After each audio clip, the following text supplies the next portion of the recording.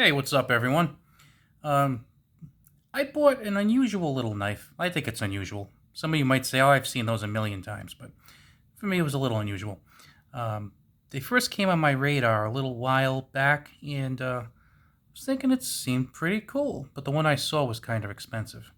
This one, it's cool and cheap. This is yet another Rough Rider. You might have seen my video I did a couple of weeks ago about two Rough Rider toothpick knives I bought.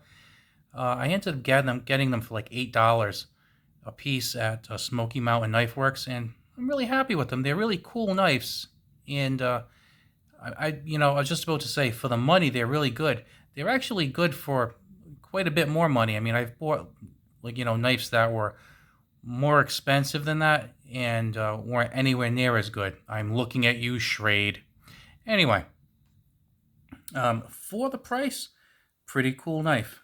Now this one I ended up buying at Amazon for I think it was like $19.50, somewhere around there. They had a few different colors. This one is a red jigged bone, has the little anchor arrow, and the reason why is because it has a Marlin spike, and Marlin spikes are frequently used in boating purposes. And really anywhere you have to take a knot out, I assume. So let's take a close look at this before we bust it open. Like I said, 1950, pretty good quality. Yeah, 1950. So we have a 3-inch sheep's foot blade, and it is just about 3 inches, which I really like. It might just be like the slightest hair below 3 inches.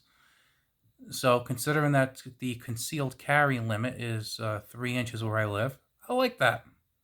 It's pretty cool. I especially like the nail nick right here. It's like the other Rough Riders. It almost kind of looks like gear teeth in there or something. Hey, just saw a reflection of my balding head. Cool. Um, so that's not bad.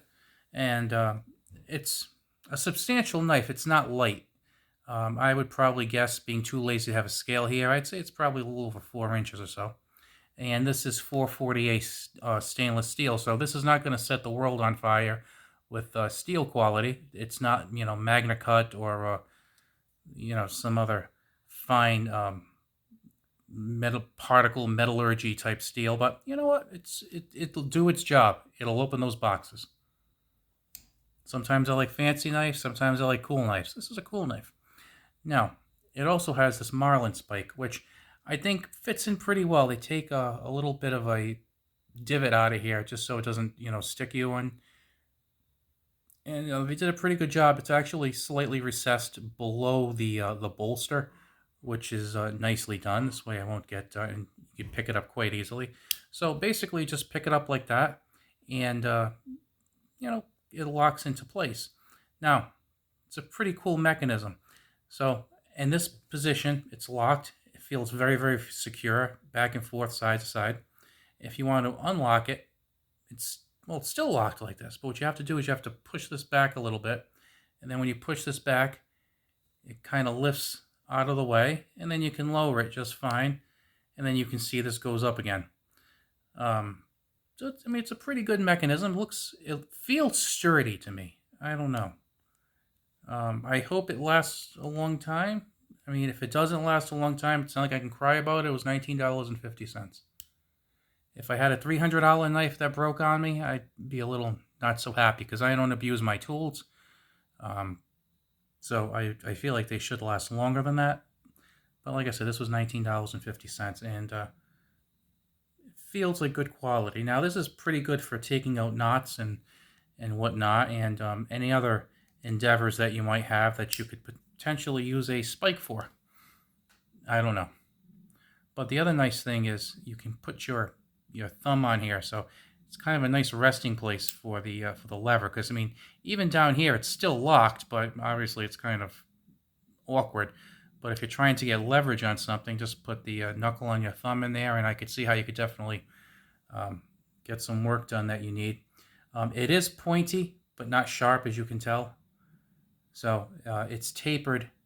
Hope you can see that okay. It's tapered enough so that you can definitely get some work done if you need, like I said, you need to take a knot out or some other related activity. So Pretty good. If you're looking for a nice traditional knife for a, you know, if you're looking for a nice traditional knife and you want it like as a collector's item, um, check out one of the Boker knives that are made in Solingen. Again, the ones made in Solingen, Germany. They don't say Solingen on them. They're not made in Solingen, Germany. Those are fantastic. Of course, Case Knives makes some excellent knives. Pena Knives make some nice traditional inspired knives. But if you're looking for something that is a traditionally styled knife for an excellent price, I got to tell you, these are pretty good. Um, you mean maybe you're somebody who just wants one knife and or two knives, and you just want to use them to death. Well, I don't know if you can use this to death. I mean, I haven't had it that long. I mean, this is kind of like a first impression thing. It's just me showing you that I think it's a pretty cool knife. Some pretty thick blade stock. I wish my caliper was working because I would take that, but that looks like it might be about maybe 0.12, which is kind of odd, and it kind of looks to thicken up at the end.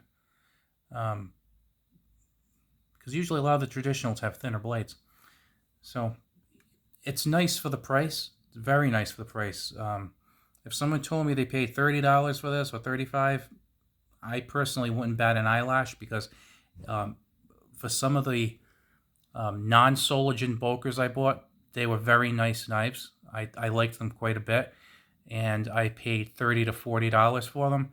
Quality-wise, again, just on first impressions, because I've been using the Bokers for a while, this seems to be on par with those. Now, if you keep using them daily for the next couple of years, will they hold up? I don't know. Will the Bokers? I don't know. I mean, I've had them for a little while, but I don't use them daily. I kind of switch around my knives, so I couldn't tell. But like I said, for the 1950, I don't think you'd be disappointed. And like I said, they got a lot of cool designs and stuff. Like this one, the whole Marlin spike. It's kind of cool. When's the last time you had a Marlin spike on your knife? It's a little different. And that's another thing too, is that I tend to like different designs, like a Trapper, a Stockman, a Barlow. I tend to like having an example of each, and I kind of felt like I was missing something by not having something with a Marlin spike. Same thing recently, I bought some toothpick knives because I didn't have a toothpick knife in my collection. So I was able to get what I thought was a nice quality toothpick knife for a really, really low price, only $8. Now I could have bought some other toothpick knives. Case had a toothpick knife that I really liked. It was about $140. I didn't feel like spending $140 on the toothpick knife. Plus, the blade, and this was the big thing too, the blade was over 3 inches, so I wouldn't be able to conceal carry it. So that kind of stunk. So I'd like something I could potentially just drop in my pocket. Like I said, the Rough Rider kind of filled that need, and like I said, this one, 1950, I'm taking it all day long. Well, you have a good one. I'll talk to you later, guys.